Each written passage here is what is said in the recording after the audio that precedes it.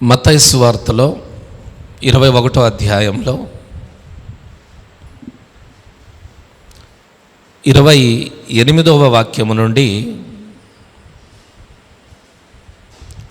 31, 32వ వాక్యం వరకు ఉన్న దేవుని మాటలు ఈ రాత్రి మనం నేర్చుకుందాం.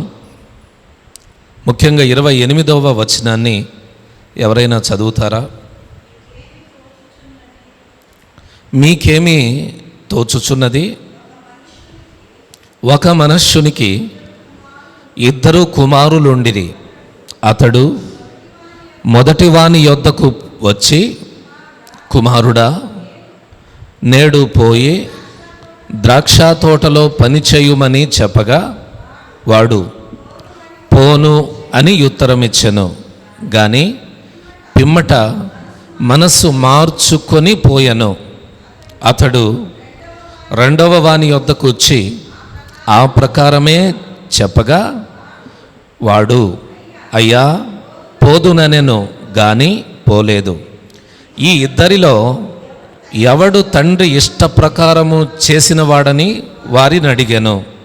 అందుకు వారు మొదటివాడే అనిరే. చాలండి. దాదాపుగా అనేక సందర్భాలలో ఈ మాటలను, ఈ యేసు ప్రభు వారు చెప్పిన ఈ పోలికను మనం విన్నాం. ఒక మనుష్యునికి ఎంతమంది కుమారులు ఉన్నారని ప్రభు వారు చెప్తున్నారు? 2 కుమారులు. 2 కుమారులు ఉన్నారు. ఆ మనిషికి ఒక మంచి ద్రాక్ష తోట కూడా ఉంది. ఒక మంచి ద్రాక్ష తోట ఉంది. ఇశ్రాయేలు దేశంలో అధికంగా ద్రాక్ష తోటలు, అంజూరపు తోటలు, ఒలీవ చెట్లు, ఇలాంటివి విలువైన పండ్లు, విలువైనవి ఆ ప్రాంతంలో పండుతాయి. కాబట్టి యేసు ప్రభు వారు పదే పదే ద్రాక్ష చెట్టును, ఒలీవ చెట్టును, అలాగుననే అంజూరపు చెట్టును బైబిల్లో కూడా ఆదికాండము నుండి ప్రకటన వరకు చూస్తే మనం అనేక సందర్భాలలో అధికంగా ఒలీవ చెట్టు, ద్రాక్ష చెట్టు, అంజూరపు చెట్టు ఇవి మాత్రమే ప్రస్తావించబడతాయి కదండి. యేసు ప్రభు చెప్పినటువంటి పోలికలో ఒక యజమానుడు ఒక ద్రాక్ష తోటను కలిగి ఉన్నాడు. అది అతని ఆస్తి. అయితే అతనికి 2 బిడ్డలు ఉన్నారు. మొదటివాడు, రెండవ వాడు, 2 బిడ్డలు ఉన్నారు. ఒకరోజు నా తండ్రి పెద్దవాని దగ్గరికి వచ్చాడు. అంటే మొదటి కుమారుని దగ్గరికి వచ్చాడు. అరే పెద్దోడా, ఈరోజు నాకు వేరే పనుండి నేను పట్టణానికి వెళ్తున్నాను, వచ్చేసరికి లేట్ అయింది, కానీ ఈరోజు నువ్వు పొలానికి వెళ్ళి పని చేయి. ఈరోజు నువ్వు పొలానికి వెళ్ళి పని చేయి, నువ్వు పొలానికి వెళ్ళు అని అతడు పొలానికి వెళ్ళు అని చెప్పాడట. తండ్రి చెప్పాడు. దానికి అతడు ఇచ్చిన ఆన్సర్ ఏంటి? నేడు పోయి ద్రాక్ష తోటలో పని చేయమని చెప్పగా వాడు పోను అని ఉత్తరం ఇచ్చాను. కానీ పిమ్మట మనస్సు మార్చుకొని పోయాను. మొదటగా పోను అన్నాడు. ఈరోజు పొలానికి వెళ్ళి ఈ పని చేయాలి, ఈ పని చేయాలని చెప్పినప్పుడు పోను అన్నాడు. తర్వాత వెళ్ళాడట.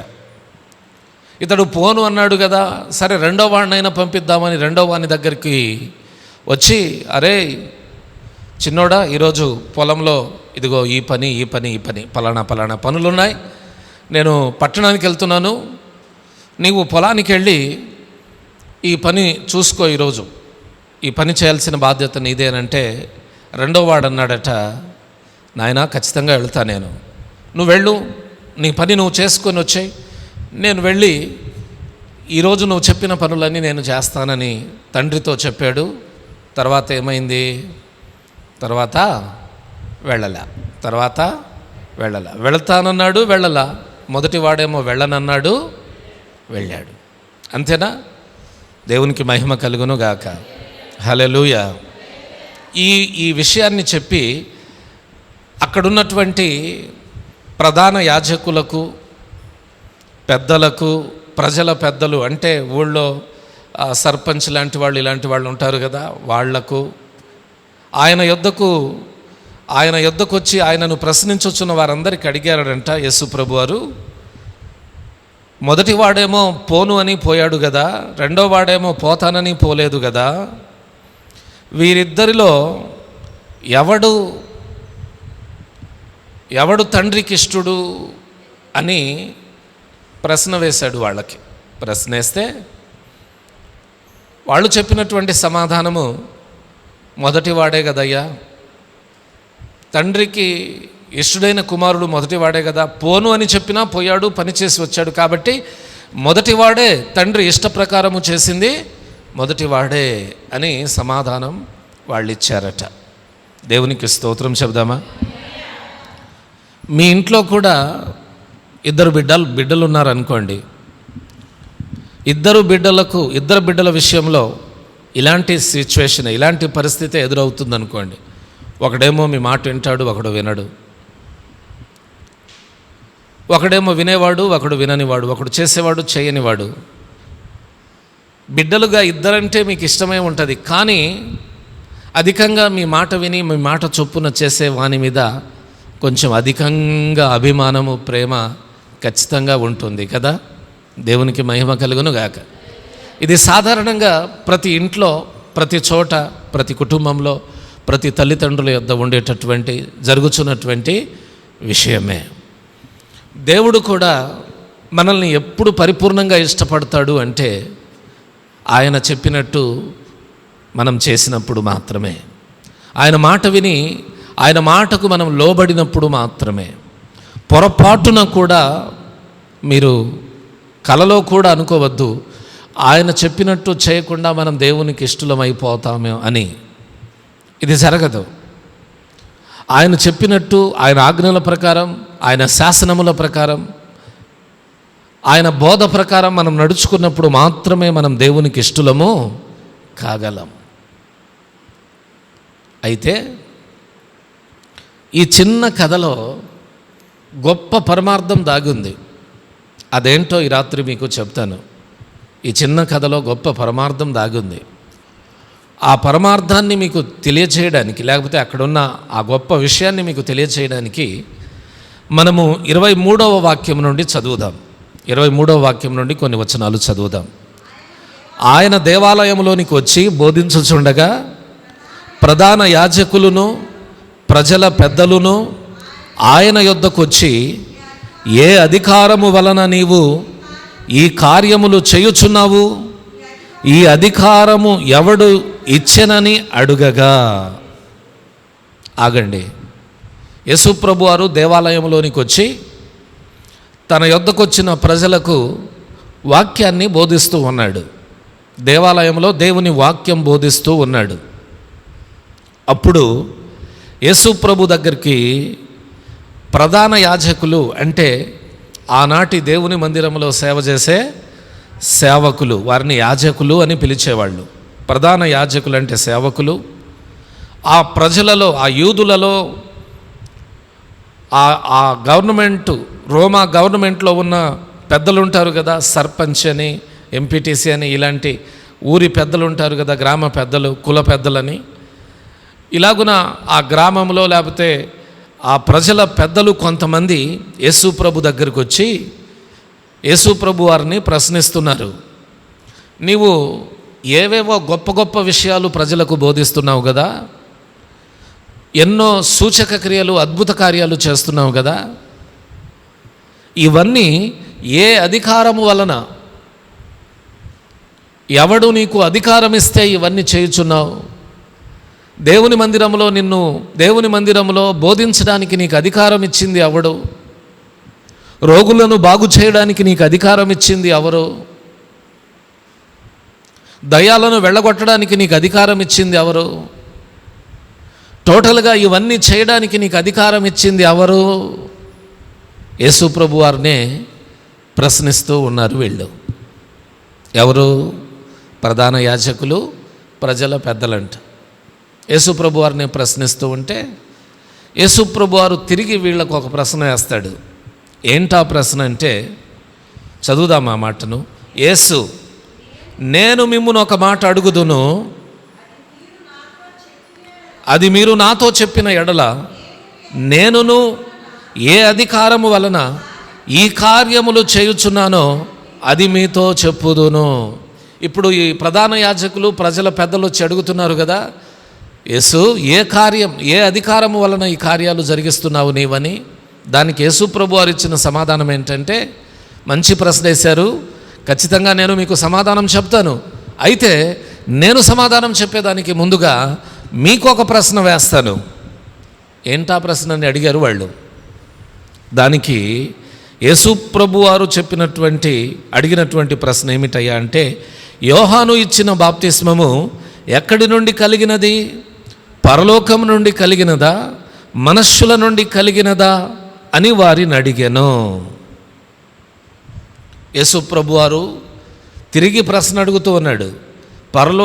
యోహాను ఇచ్చిన బాప్తిస్మము పరలోకం నుండి వచ్చిందా, లేకపోతే మనుష్యుల ద్వారా కలిగిందా? ఇక్కడ ఒక చిన్న మాట చెప్పనా. ఈ ప్రధాన యాజకులు అనబడిన వాళ్ళు, ఈ ప్రజల పెద్దలు అనబడిన వాళ్ళు ఆ రోజుల్లో యేసు ప్రభు వారి కంటే ముందుగా పుట్టి యేసు ప్రభు వారికి మార్గము సిద్ధపరచుటకు వచ్చినటువంటి బాప్తిస్మమిచ్చు యోహాను ప్రజలు అనేకులకు మంచి మాటలు చెప్పి అనేకులను మార్చి అనేకులకు బాప్తిస్మమిస్తుంటే అక్కడ బాప్తిస్మమిచ్చే యోహానుకు వెళ్ళి అడ్డుపడ్డారు. వీళ్ళ పని ఏంటంటే, ఎవరైనా మంచి పని చేస్తున్నారంటే వాళ్ళకు అడ్డుపడడమే వీళ్ళ మంచి పని. ఈ ప్రధాన యాజకులకు, ప్రజల పెద్దలకు ఎక్కడైనా ఒక వ్యక్తి మంచి బోధ చేస్తున్నాడంటే అతడు గొప్పవాడైపోతాడేమోనన్న భయముతో వీళ్ళు వెళ్ళి ఆ గొప్ప మాటలు, మంచి మాటలు చెప్తున్న వాడిని అడ్డగించడమే వీళ్ళ పని. వీళ్ళ మనసులో ఉన్న దురాలోచనలన్నిటిని ఎరిగిన దేవుడు వీళ్లకు తగిన విధంగా సమాధానం చెప్పాలని వాళ్లకు తిరిగి ప్రశ్నేస్తూ ఉన్నాడు. యేసు ప్రభు వేసిన ప్రశ్న వీళ్ళను అయోమయంలో నెట్టివేస్తుంది. బాప్తిస్మమిచ్చు యోహాను బాప్తిస్మం ఇచ్చాడు కదా, అది పరలోకం నుండి వచ్చిందా లేకపోతే మనుష్యుల నుండి కలిగిందా? దేవుడు సరిగ్గా ఒక ప్రశ్న వేస్తే ఇలా చెబితే ఏమైద్దో నన్న అయోమయంలో పడిపోతాం మనం. దేవుడు ప్రశ్నేస్తే దానికి తిరిగి జవాబు చెప్పుటకు జ్ఞానము లేని బలహీనులం మనం. దేవునితో మనం ఎలా నడుచుకోవాలంటే, ఆయన చెప్పినట్టుగా మర్యాదపూర్వకంగా ఆయన వాక్యానికి విలువనిస్తూ ఆయన మాటలకు గౌరవం ఇస్తూ ఆయనకి ఇష్టలుగా బ్రతకాలి మనం. ఇప్పుడు ఈ ప్రధాన యాజకులు, ఈ ప్రజల పెద్దలు ఏం చేస్తున్నారంటే ఆలోచన చేస్తున్నారు. యేసు ప్రభు చెప్పిన ప్రశ్నకు సమాధానంగా బాప్తిస్మమిచ్చు యోహాను ఇచ్చిన బాప్తిస్మం పరలోకం నుండి వచ్చింది అని చెబితే, మరి పరలోకం నుండి వచ్చి బాప్తిస్మాలు ఇస్తుంటే అతన్ని మీరు ఎందుకు నమ్మలేదు అని అడుగుతాడు. అర్థమవుతుందా? వీళ్ళ ఆలోచనలు చూడండి. ఈ ప్రధాన యాజకులు, ప్రజల పెద్దలు ఆలోచనలు చేసుకుంటున్నారు. యోహాను ఇచ్చిన బాప్తిస్మము పరలోకం నుండి వచ్చింది అని చెప్పితిమా, ఆయన అలాగైతే మీరెందుకు నమ్మలేదని మనలను అడుగును. మనుష్యుల వలనని చెప్పితిమా, జనులకు భయపడుతూ ఉన్నాము. అందరూ యోహానును ప్రవక్త అని ఎంచుచున్నారని తమలో తాము ఆలోచించుకొని మాకు తెలియదని యేసునకు ఉత్తరమిచ్చిరి. ఇప్పుడు యేసు ప్రభు వారు అడిగిన ప్రశ్నకు వీళ్ళు అయోమయంలో పడి ఏమి చెప్పాలో దిక్కుతోచట్ల.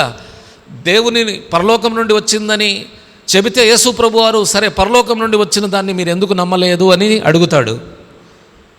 మనుష్యుల వలన కలిగినది అని చెప్దామా, అవసరమైతే మనుష్యులు రాళ్ళు తీసుకొని కొడతారు. ఎందుకంటే యోహానును మనుష్యులు ఒక ప్రవక్తగా నమ్ముతున్నారు.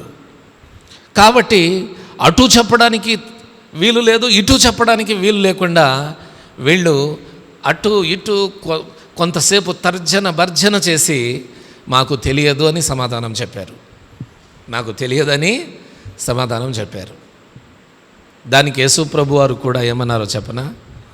అలాగైతే మీరు అడిగినటువంటి ప్రశ్నకు నేను కూడా సమాధానము మీరు చెప్తే నేను చెప్తానని లాజిక్గా ఆ టాపిక్ని అక్కడ వదిలేసి ఆ టాపిక్ నుండి వాళ్ళను డైవర్ట్ చేస్తూ, ఇక్కడ నేను మొదటగా చెప్పాను కదా, ఒక తండ్రికి 2 కుమారులు ఆ టాపిక్ చెప్పడం ప్రారంభించాడు.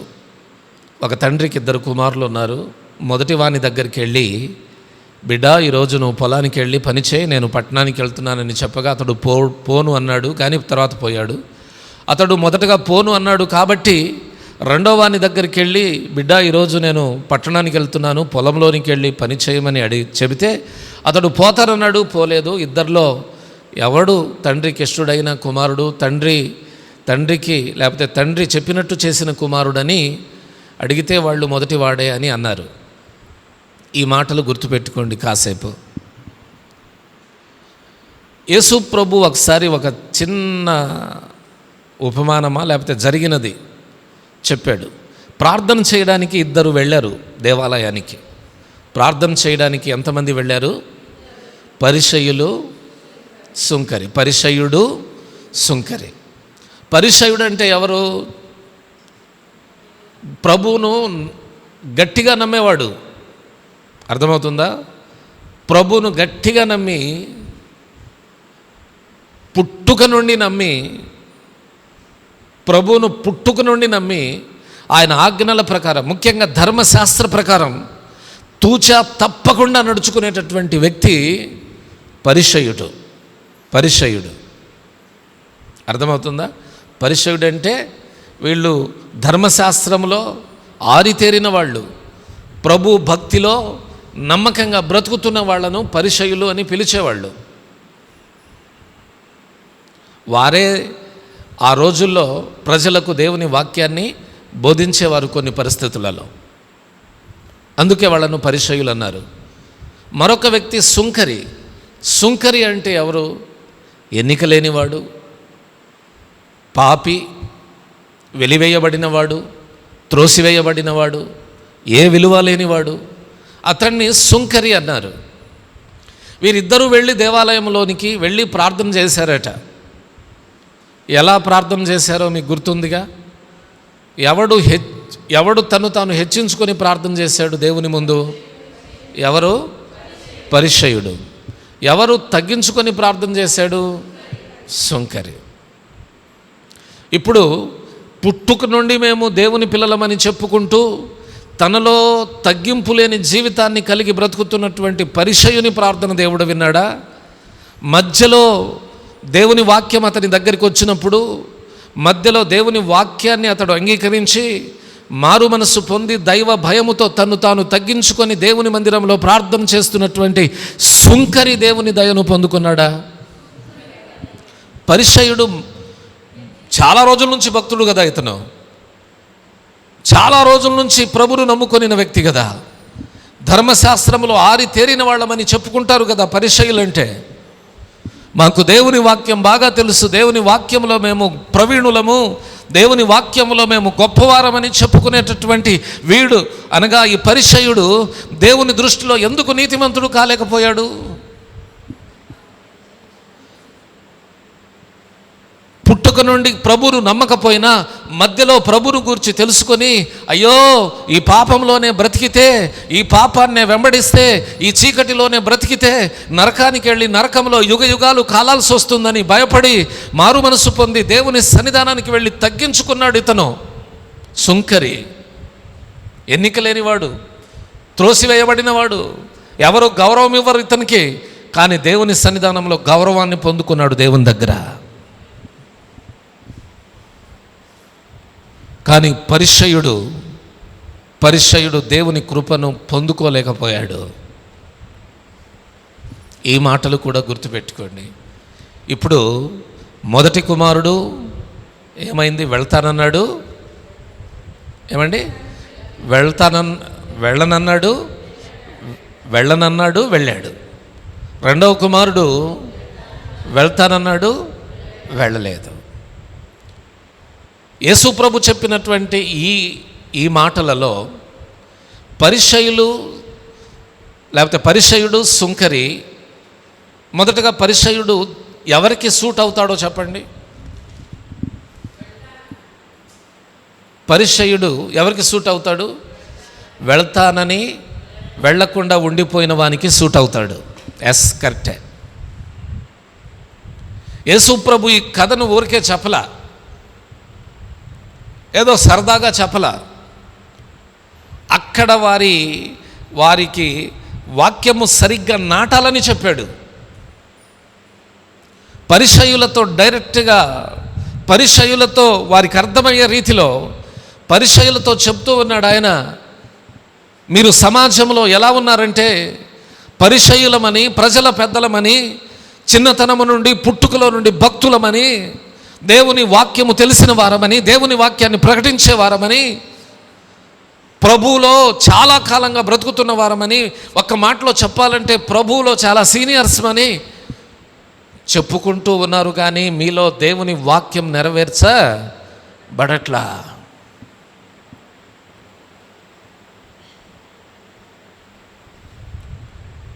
మీలో తగ్గింపు లేదు, మీలో వినయము లేదు, మీలో విధేయత లేదు. పరిసయ్యుడు అంటే ఎలా ఉండాలో తెలుసా? ప్రజలకు తన జీవితాన్ని మాదిరిగా చూపించాలి. పరిసయ్యుడు అంటే అతన్ని చూచి మిగతా వారు కొన్ని విషయాలు నేర్చుకునేటట్టు ఉండాలి. నిజంగా పరిసయ్యుడు అయితే అలా జీవించాలి. కానీ ఆనాటి పరిసయ్యులు ఎలా ఉన్నారు? స్వార్థముతో అడుగులు ముందుకు వేస్తూ ఉన్నారు, లాభాల కోసం అడుగులు ముందుకు వేస్తూ ఉన్నారు. వారి హృదయాలు స్వార్థముతో నిండి ఉన్నాయి. దేవుని మందిరంలో నమ్మకంగా సేవ చేయాల్సినటువంటి ప్రధాన యాజకులు ఆ రోజుల్లో వాళ్ళు ఎలా ఉన్నారు? దేవుని మందిరాన్ని వ్యాపార కేంద్రంగా మార్చి ఉన్నారు. వ్యాపార కేంద్రంగా తయారు చేస్తూ ఉన్నారు దేవుని మందిరాన్ని. అందుకనే వారిని దేవుని వాక్యం ప్రకారం నడుచుకుంటామని, దేవుని వాక్యానికి, ధర్మశాస్త్రానికి కట్టుబడి ఉంటామని చెబుతున్న మీరు మీ అంతర్గత జీవితాన్ని చూచినట్లయితే అలా లేరు. మీరందరూ ఎలా ఉన్నారంటే, వెళ్తాను నాయనా పొలానికి వెళ్ళి నువ్వు చెప్పిన పనులన్నీ చేసి వస్తానని చెప్పిన రెండవ కుమారుడు వెళ్లకుండా ఎలా ఆగిపోయాడో వానిని పోలి ఉన్నారు. మీరు చేస్తామని అంటారు కానీ చెయ్యరు. అలాగ బ్రతుకుతామని చెప్తారు కానీ బ్రతకరు. వాక్యాన్ని నెరవేరుస్తామని అంటారు కానీ వాక్యాన్ని నెరవేర్చరు. టోటల్గా ఒక్క మాటలో చెప్పాలంటే యేసు ప్రభు వీరికిచ్చిన సర్టిఫికెట్ ఏంటో తెలుసా? మీ మాటలకు చేతలకు పొంతనుండదని చెప్పేశాడు దేవుడు. మీ మాటలకు చేతలకు పొంతనుండదని చెప్పేశాడు. దేవుని పిల్లలుగా మన మాటలకు చేతలకు పొంతన ఉండాలనా లేదా? ఉండాలి. మనం ఏమి చెబుతామో దానిని చేయాలి. ఏ తీర్మానాలు చేసుకుంటామో దానికి కట్టుబడి ఉండాలి. దేవుని పిల్లలమైన మనలో ఇటువంటి గొప్ప లక్షణం ఉండాలి. కానీ యేసు ప్రభు చెప్పినటువంటి ఈ భాగంలో ఇప్పుడు చదువుదాం రండి. మొదటివాడే అనిరి, 31వ వచనం చూడండి. అందుకు వారు మొదటివాడే అనిరి, యేసు సుంకరులను వేశ్యలను మీకంటే ముందుగా దేవుని రాజ్యంలో ప్రవేశించుదురు అని మీతో నిశ్చయముగా చెప్పుచున్నాను. యోహాను నీతి మార్గమున మీ యొద్దకు వచ్చెను, మీరు అతనిని నమ్మలేదు. అయితే సుంకరులను వేశ్యలను అతనిని నమ్మిరి. మీరు అది చూచియు అతనిని నమ్మునట్లు పశ్చాత్తాపపడక పోయిరి. దేవునికి మహిమ కలుగునుగాక. హల్లెలూయా, హల్లెలూయా. పరిసయ్యులు ప్రధాన యాజకులు కాకుండా యోహాను ఇచ్చిన బాప్తిస్మమును ఎవరెవరు నమ్మారు? మత్తయి సువార్త 3వ అధ్యాయంలో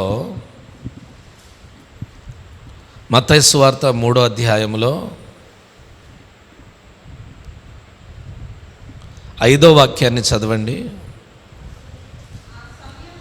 ఆ సమయమున యెరూషలేము వారును యూదయ వారును యోర్దాను నది ప్రాంతముల వారందరూ అతని యొద్దకు వచ్చి తమ పాపములు ఒప్పుకొనుచు యోర్దాను నదిలో అతని చేత బాప్తిస్మము పొందుచుండిరి.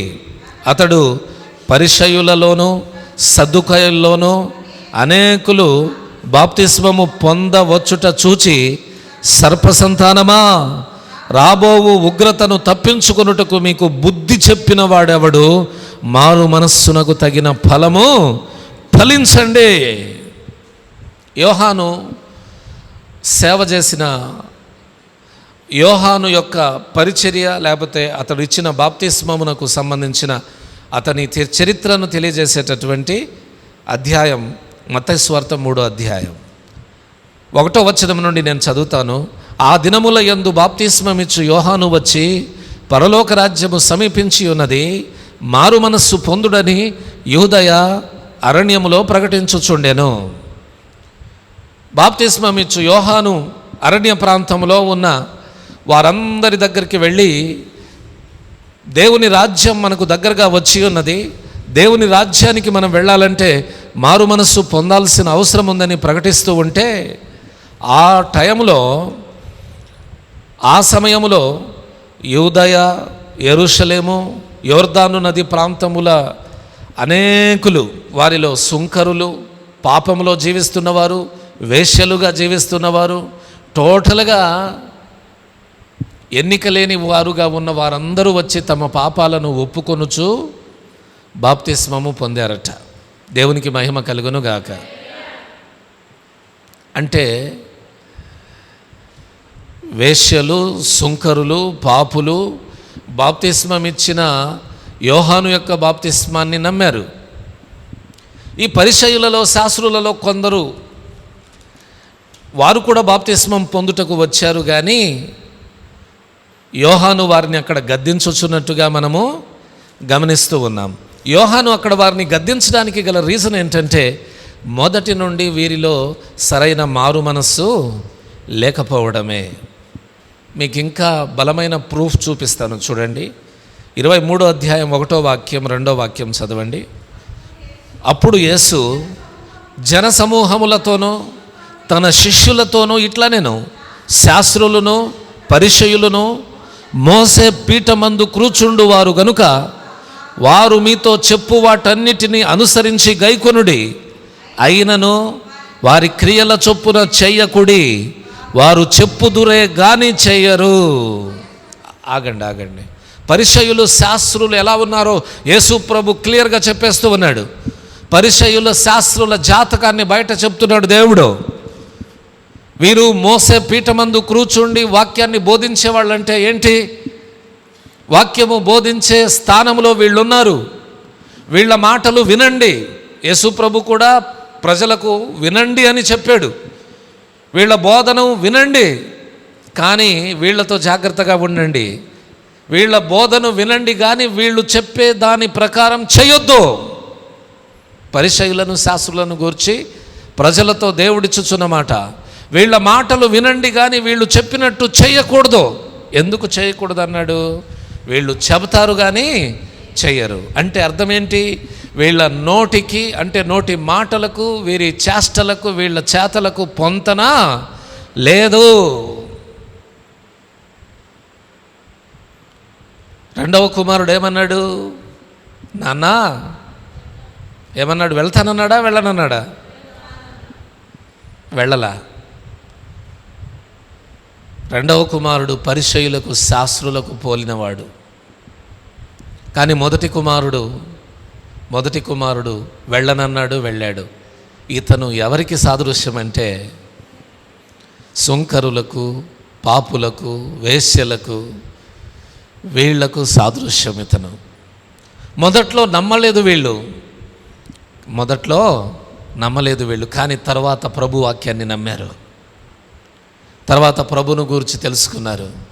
తర్వాత యోహాను ఇచ్చిన బాప్తిస్మాన్ని విశ్వసించారు. యోహాను ప్రకటించిన పరలోక రాజ్యాన్ని విశ్వసించారు. పరలోకం నుండి వచ్చిన యేసు ప్రభు వారిని నమ్మారు వీళ్ళు. అందుకనే దేవుడు అన్నాడు,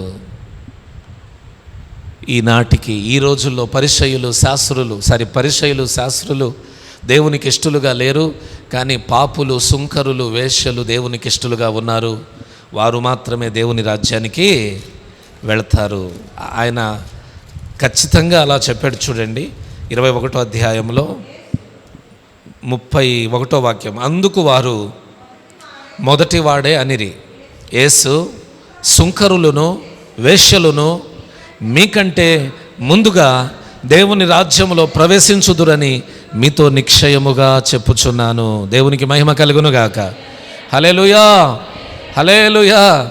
యేసు ప్రభు వారు వారితో చెప్తూ ఉన్నాడు, మీరు చెప్పింది నిజమే. తండ్రికి ఇష్టుడైన కుమారుడు మొదటివాడే. తండ్రి చెప్పిన దాని ప్రకారం చేసిన వాడు మొదటి కుమారుడే. తండ్రి ఇష్టపడేది మొదటి కుమారుడే. అందుకే చెప్తూ ఉన్నాను, వెళ్ళనని కూడా వెళ్ళాడు మొదటి కుమారుడు.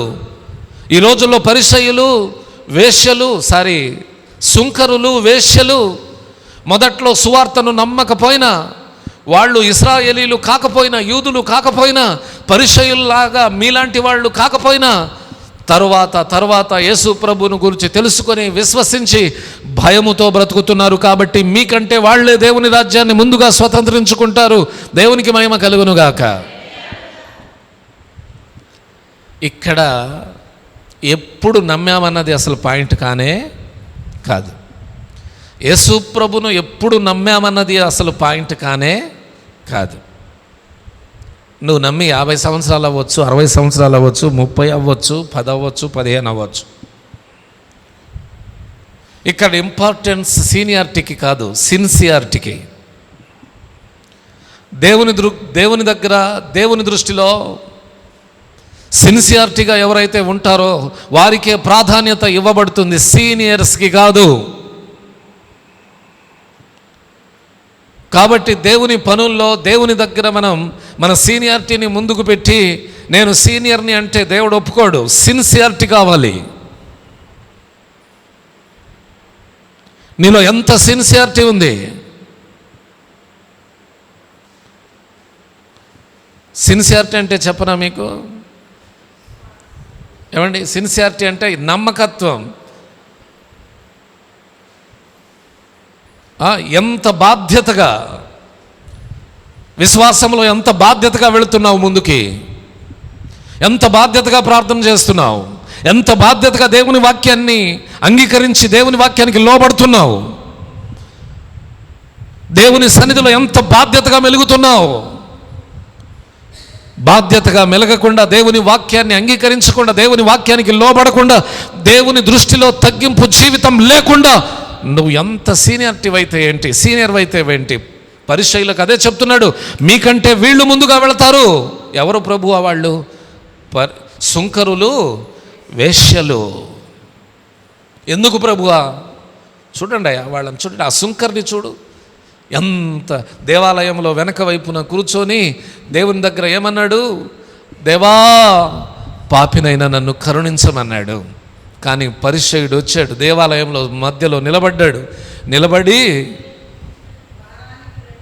వారానికి 2 రోజులు ఉపవాసాలు ఉంటున్నానయ్యా, నా సంపాదనలో 10వ భాగాలు ఇస్తున్నానయ్యా, ఇదిగో ఈ సుంకరి వలె నన్ను ఉంచలేదు నీకు స్తోత్రం, దొంగ వలె నన్ను ఉంచలేదు నీకు స్తోత్రం అని ప్రార్థనలో కూడా విమర్శలు చేస్తూ, ప్రార్థనలో కూడా తను తాను హెచ్చించుకుంటూ ప్రార్థన చేస్తున్నాడు.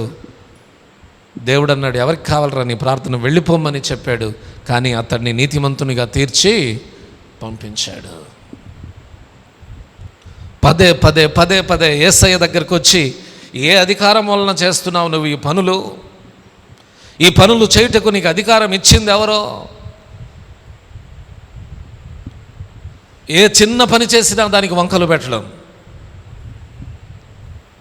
స్వస్థపరిస్తే భలే స్వస్థపరుస్తున్నాడని పొగడాల్సింది పోయి, రోగులను భలే బాగు చేస్తున్నాడని పొగడాల్సింది పోయి, యేసయ్యను ఘనపరచి అతన్ని అనుసరించాల్సింది పోయి, యేసయ్యను ప్రశ్నించే స్థాయికి ఎదిగారనమాట. వీళ్ళు ఎదిగారు బాగా. అందుకనే దేవుడు అన్నాడు, నన్ను ప్రశ్నించడమే మీకు గొప్పతనం అనుకుంటే మీకంటే ఇదిగో ఈ సుంకరులు, ఈ వేశ్యలే అంటే పాపులే మీకంటే ముందుగా దేవుని రాజ్యాన్ని స్వతంత్రించుకుంటారు. దేవునికి మహిమ కలుగునుగాక. హల్లెలూయా, హల్లెలూయా. ఈ విషయాలన్నీ దేవుడు ఎప్పుడు చెప్పాడు, ఎప్పుడు జరిగాయంటే మట్టల ఆదివారం అయిపోయిన తర్వాత జరిగినటువంటి చరిత్ర ఇది. మట్టల ఆదివారం రోజున ఏం జరిగింది? సాయంకాలానికి దేవాలయమును బాగా క్లీన్ చేసి, దేవాలయం అంటే మధ్యాహ్నము 3-4 కల్లా దేవాలయంలోని పనులన్నీ చూచి యేసు ప్రభువారు మరలా బెతనియాకు వెళ్ళాడు. ఎక్కడికి వెళ్ళాడు? బెతనియాకు వెళ్ళి ఆ రాత్రి అక్కడే ఉండిపోయి మరలా ఉదయాన్నే లేచి శిష్యులతో కలిసి యెరూషలేమునకు వచ్చాడు. యెరూషలేమునకు వస్తున్నప్పుడు అక్కడ మరొక సంఘటన జరిగింది. అంజురపు చెట్టు, త్రోవ పక్కన అంజురపు చెట్టు, అది తెలుసు కదా మీకు. ఆ సంఘటన జరిగింది అక్కడ. దాని తర్వాత యేసు ప్రభువారు దేవాలయంలోనికి వెళ్ళి వాక్యం బోధిస్తూ ఉంటే ఈ ప్రధాన యాజకులను, ఈ ప్రజల పెద్దలందరూ వచ్చి యేసు ప్రభువారిని ప్రశ్నించడం ప్రారంభిస్తే వారి భవిష్యత్తు ఏమవుతుందో దేవుడు అంతా క్లియర్గా వారికి చూపించాడనమాట.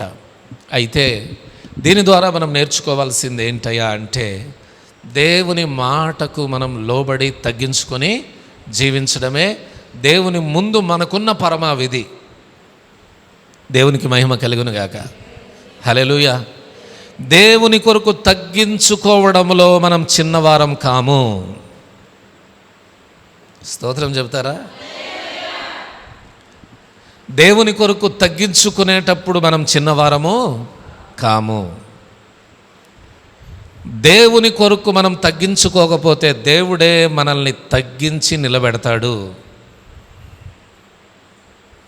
దేవుడే తగ్గించే స్థాయికి మనం వెళ్ళకుండా ముందుగానే మనల్ని మనం తగ్గించుకుందాం. అలాగుననే దేవుని మాటలకు లోబడదాం, దేవుని మాటలకు లోబడదాం, దేవుని మాటలకు శిరస్సు వంచుదాం.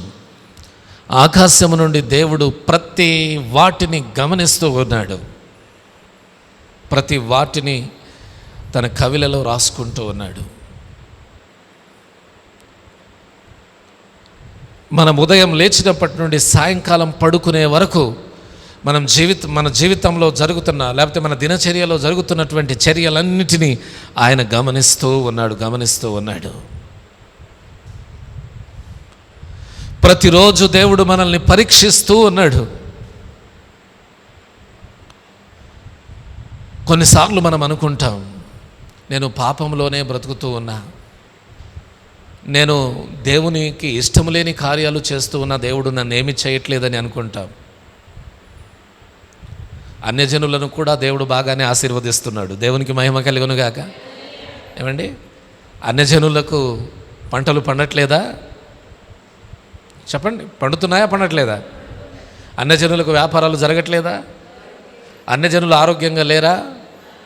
ఏమండి, అన్యజనుల పిల్లలు మంచి మార్కులు సాధించట్లేదా? అన్యజనుల పిల్లలకు ఉద్యోగాలు రావట్లేదా? ఏమండి, అన్యజనుల పిల్లలు అమెరికా ఆ దేశాలకు వెళ్ళట్లేదా? అన్యజనులలో ధనవంతులు లేరా? ఏమండి, అన్యజనులలో ఉన్నత స్థితిలో ఉన్నవారు లేరా? ఉన్నారు కదా. అయితే